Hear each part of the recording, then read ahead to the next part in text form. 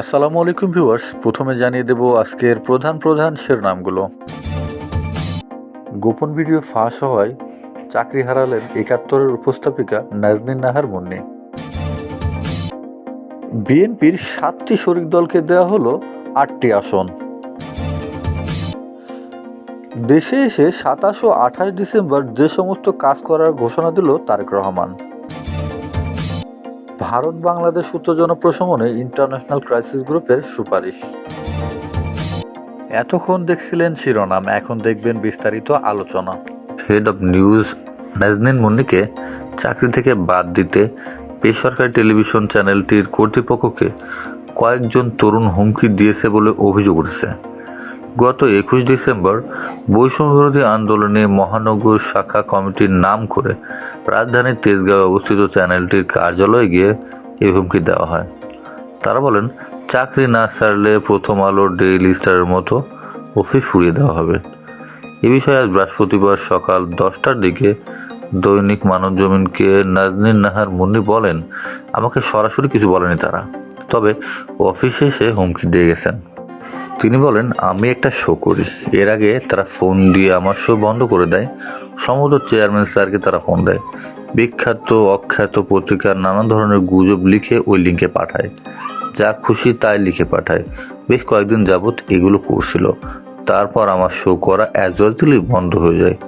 নাজনীন মুন্নি বলেন, গত ৪ ডিসেম্বর যুক্তরাষ্ট্র যায়, সেখান থেকে ১৭ ডিসেম্বর ফিরে আসার পর আমার শো করার কথা, কিন্তু আমাকে আর শো করতে দেয়নি। যুক্তরাষ্ট্রে যাওয়ার আগে ১ সপ্তাহ আগে শো করতে পেরেছি, তার আগে আবার বন্ধ ছিল, মানে ২ মাস করছি, আবার বন্ধ করে দেওয়া হয়েছে, আবার ১ সপ্তাহ করছি, এরপর আমেরিকায় গিয়েছি, সেখান থেকে ফেরার পরে শো বন্ধ। সম্প্রতি দুর্বৃত্তদের হামলায় শাহাদত বরণকারী ইনকলাব মঞ্চের মুখপাত্র শরীফ ওসমান বিন হাদির কবর জিয়ারত করবেন বিএনপির ভারপ্রাপ্ত চেয়ারম্যান তারেক রহমান। বুধবার গুলশানে বিএনপি চেয়ারপারসনের কার্যালয়ে এক সংবাদ সম্মেলনে এই তথ্য জানায় দলের স্থায়ী কমিটির সদস্য সালাউদ্দিন আহমেদ। তিনি জানান, আগামী ২৭ ডিসেম্বর তারেক রহমান ভোটার হওয়ার জন্য নিবন্ধন করবেন। এরপর শেরেবাংলা নগরে অবস্থিত পঙ্গু হাসপাতালে জুলাই যোদ্ধাদের দেখতে যাবেন। একই দিন তিনি শহীদ ওসমান বিন হাদির কবর জিয়ারত করবেন। এর আগে শুক্রবার বাদ জুম্মা তিনি শহীদ প্রেসিডেন্ট জিয়াউর রহমানের কবর জিয়ারত করবেন। এরপর সেখান থেকে জাতীয় স্মৃতিসৌধে গিয়ে মুক্তিযুদ্ধে শহীদদের প্রতি শ্রদ্ধা জানাবেন। ১৭ বছর পর আগামীকাল বৃহস্পতিবার দেশে ফিরছেন বিএনপির ভারপ্রাপ্ত চেয়ারম্যান তারেক রহমান। বাংলাদেশ ও ভারতের মধ্যে কূটনৈতিক ও সর্বক্ষেত্রে চরম এক উত্তেজনার অবস্থা সৃষ্টি হয়েছে।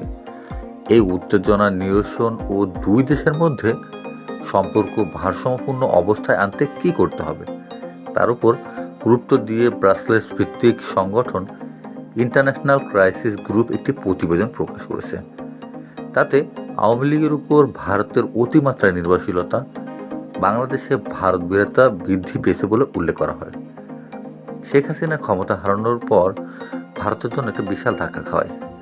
ওর উপরে বলা হয়, বাংলাদেশে শেখ হাসিনা সরকার পতনের ফলে ঢাকা ও নয়াদিল্লির মধ্যে সম্পর্কের অবনতি ঘটে। সীমান্ত নিয়ে বিরোধ, পাল্টাপাল্টি বাণিজ্য নিষেধাজ্ঞা আরোপ এবং উস্কানিমূলক বক্তব্য বেড়েছে। বাংলাদেশে আসন্ন নির্বাচন সম্পর্কে নতুন করে ঢেলে সাজানো একটি সুযোগ এনে দিয়েছে। বাংলাদেশের রাজনৈতিক দলগুলোর উচিত ভারত বিরোধী মনোভাব উস্কে দেওয়া থেকে বিরত থাকা। অন্যদিকে নয়াদিল্লির উচিত নতুন করে উত্তেজনা বাড়ানো এবং বাংলাদেশে তাদের সম্ভাব্য অংশীদারদের অবমূল্যায়ন করা থেকে দূরে থাকা। নির্বাচনের পর নয়াদিল্লির উচিত ঢাকার নতুন সরকারের প্রতি সহযোগিতার হাত বাড়িয়ে দেওয়া। বিনিময়ে নতুন সরকারকেও ভারতের নিরাপত্তা উদ্বেগের বিষয়গুলোর প্রতি সম্মান প্রদর্শন করতে হবে। ফ্যাসিস্ট বিরোধী যুগপৎ আন্দোলনের শরিক 7টি দলের সাথে নির্বাচনী সমঝোতা করে 8টি আসন বণ্টন করছে বিএনপি। বুধবার দুপুরে বিএনপি চেয়ারপারসনের কার্যালয়ে এক সংবাদ সম্মেলনে দলটির মহাসচিব মির্জা ফখরুল ইসলাম আলমগীর এ তালিকার ঘোষণা দেন।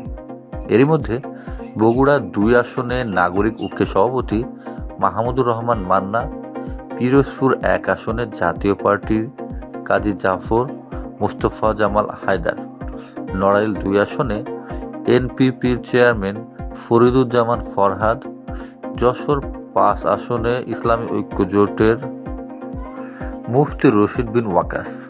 পটুয়াখালী ৩ আসনে গণ অধিকার পরিষদের সভাপতি নুরুল হক নূর। ঝিনাইদহ ৪ আসনে গণ অধিকার পরিষদের সাধারণ সম্পাদক রাশেদ খান। ঢাকা ১২ আসনে বাংলাদেশের বিপ্লবী ওয়ার্কার্স পার্টির সাধারণ সম্পাদক সাইফুল হক এবং ব্রাহ্মণবাড়িয়া ৬ আসনে গণসংহতি আন্দোলনের প্রধান সমন্বয়কারী জোনায়েদ সাকি রয়েছেন এই তালিকায়।